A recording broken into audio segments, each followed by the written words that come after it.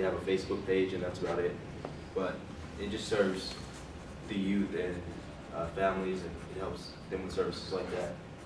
The practicum, basically my main responsibilities were to observe like the interactions with the kids, and then just be there for, just to observe the kids and to be there to interact with them. Not to, I wasn't there as like an authority figure or anything like that. So, but it was, at the time I didn't really find it that enjoyable, but kind of looking back on it as I started to type this paper, I considered it one of the, probably one of the most valuable experiences I've had as a practicum experience, even though it's the only practicum I've had. I have had an internship as well as just done other things in the community, like worked at the Boys and Girls Club and things like that. So some of the observations that I made while working there was that when I first got there, the kids were just typical kids. When they opened up to, they were shy and they didn't really want to interact with me. But that morning I think we made cookies, and it was my first time actually making homemade cookies. So I didn't know what I was doing, and they didn't know what we were doing, so we just kind of winged it. And I don't think they turned out too well, because when I returned, they were there.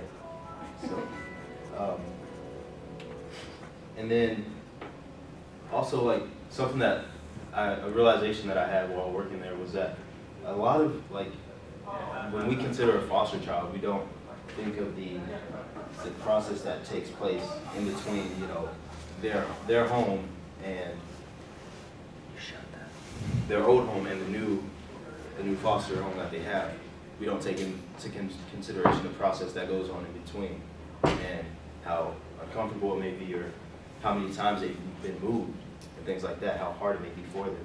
So that was also just something that I was really shocked by, because even though these kids, some of them may have seemed like they had been all over the place, all over Oklahoma, like when they got there, I think I saw 3 sets of kids, but one set of kids that I remember the most, they just immediately formed kind of like a miniature family unit. Like there was 2 girls, and then there was a younger boy, and the girls would, oh, he's my son today, or he's my son, like he's the other girl's son today, and they would take care of each other and look out for one another. And they had only been there for probably 3 or 4 days, and they just kind of got together and just formed a little miniature family. That kind of just touched me a little bit. And then another observation is that there was 2 boys. One was about, 6 to 9 years. There was 2 boys. They were about 6 to 9 years old, and we were sitting at the dinner table. Just everybody was talking. At the shelter, we don't really have.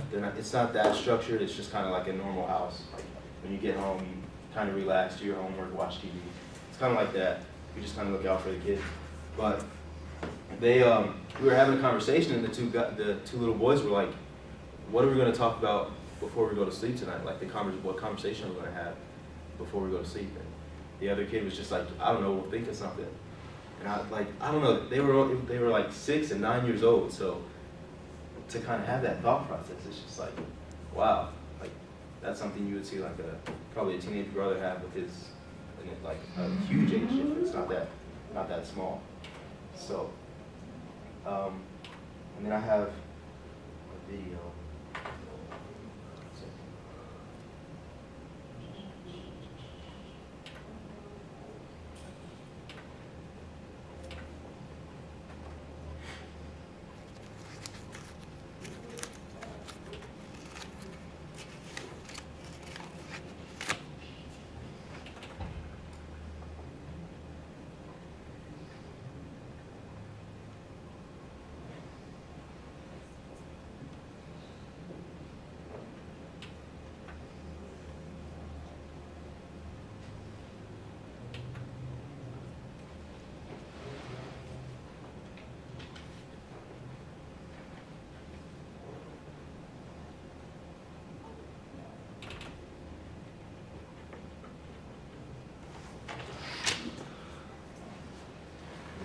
Even though I didn't like my experience, well, at the time I didn't think it was that great, but kind of looking back on it, I liked it, and so I will be working there this summer, as well as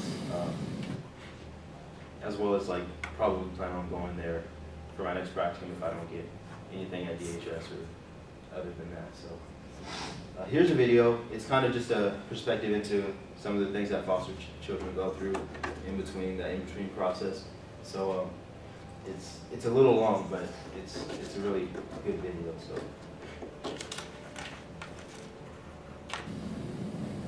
Oh, you guys can't see the video. 1 second.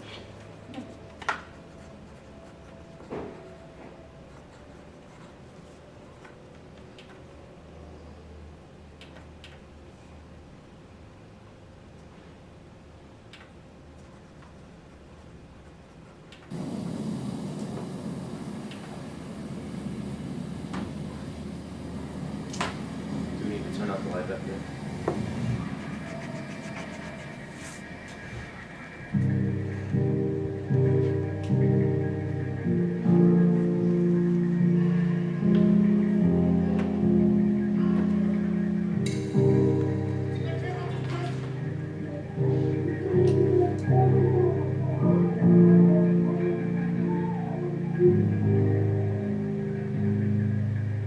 Sometimes someone hurts you so bad.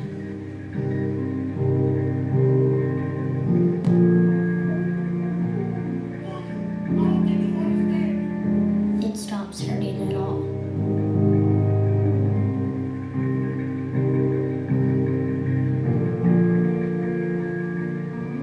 Until something makes you feel good. And then it all comes back. Every word, every hurt, every moment. How could you ever understand where I come from? Even if you ask, even if you listen, you do not really hear or see or feel. You don't remember my story. You haven't walked my path. You haven't seen what I've seen.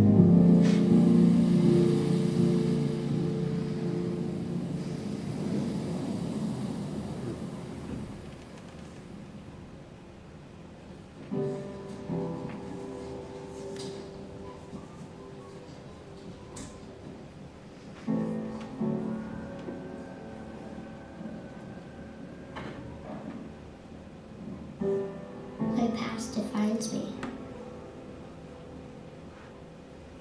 This is who I am.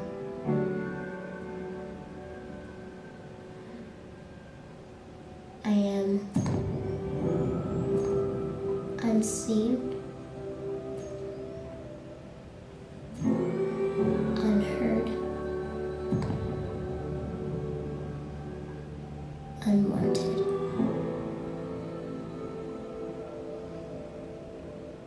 That is what I am, if even I am anything.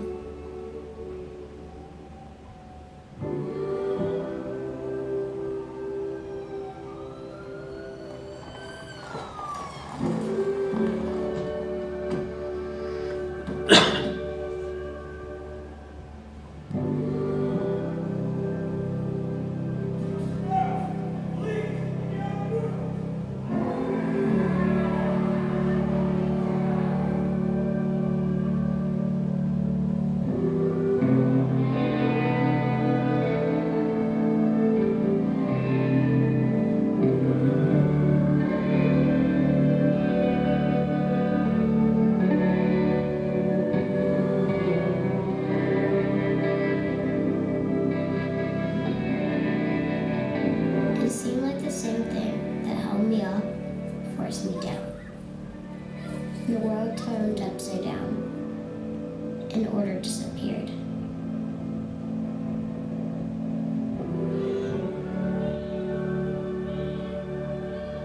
Nothing was how it was supposed to be. And a heavy sadness filled my soul.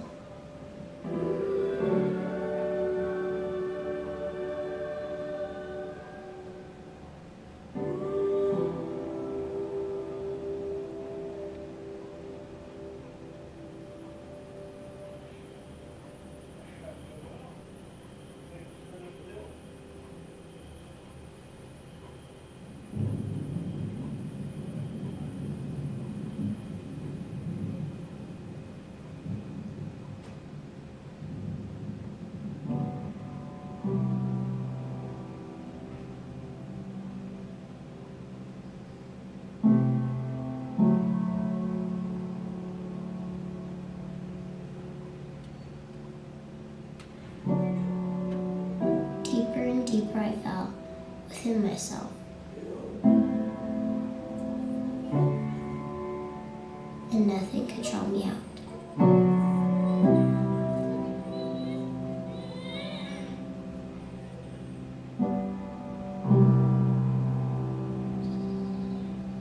Trapped in the misery of my life. Lost in the sorrow of my soul.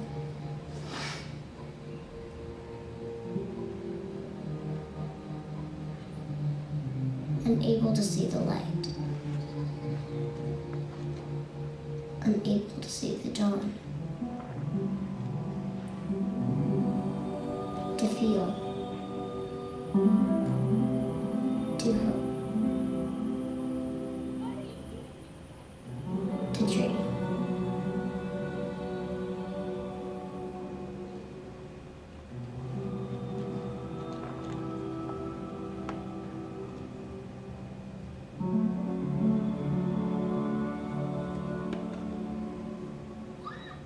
And I found the darkest days of my life kept coming.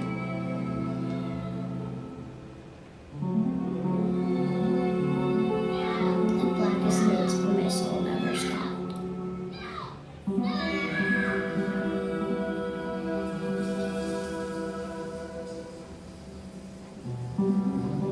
It seemed like it was always nighttime and nightmares and never morning. And maybe you wonder why, but mostly you try not to think about it, and try to get by, and try to survive.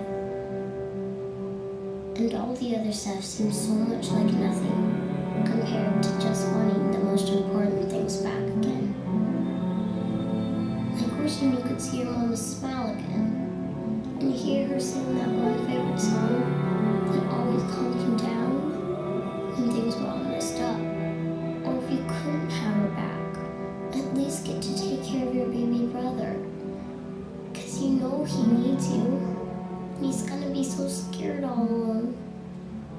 And who's gonna hold his hand and whisper it'll be alright to him? And who will whisper it to me?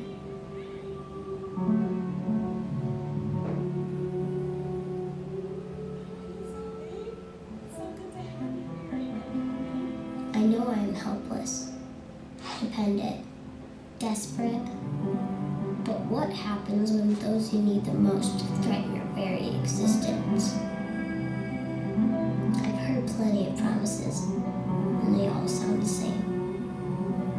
But push hard enough, and sooner or later, they all prove to be empty. The sun comes up every morning, but do you know where? Each place it's somewhere different. It's hard to find east when you keep moving around. But at least it comes. It always comes. I've come to depend on that.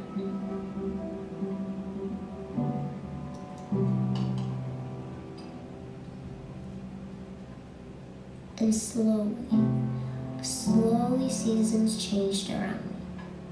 And it seemed this time that maybe the world would not be pulled out from under me again.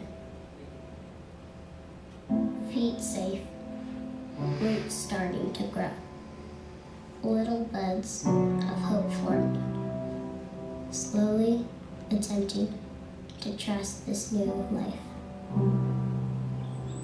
Hey, come over. Let me show you what I got for you. What's your gift?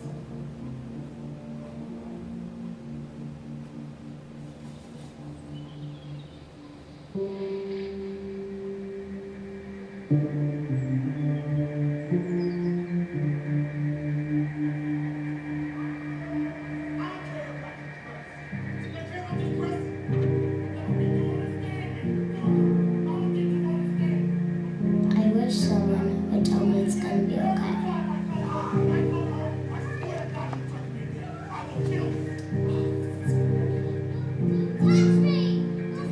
That one day, maybe, I'll feel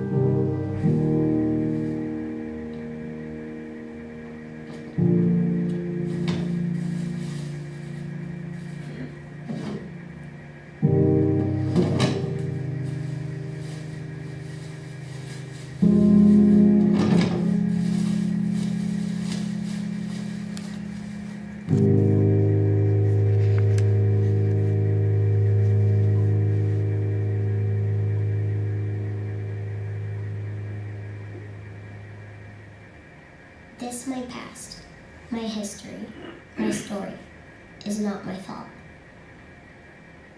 It's not because of me. It doesn't have to be what defines my future.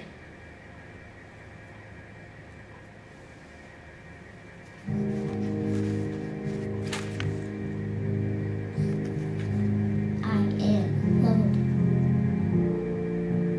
I am worthy of care. And that glimmer of light, it makes all the difference. The glimmers of light give me hope that someday my summer will come.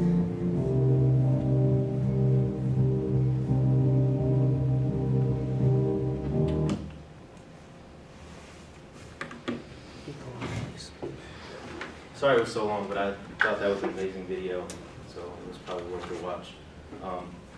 I forgot to mention, like, some of the things that we learned in our techniques of counseling class and our abnormal class were also extremely helpful in just knowing how to deal with the kids at the shelter. And also small groups as well, so. Are there any questions?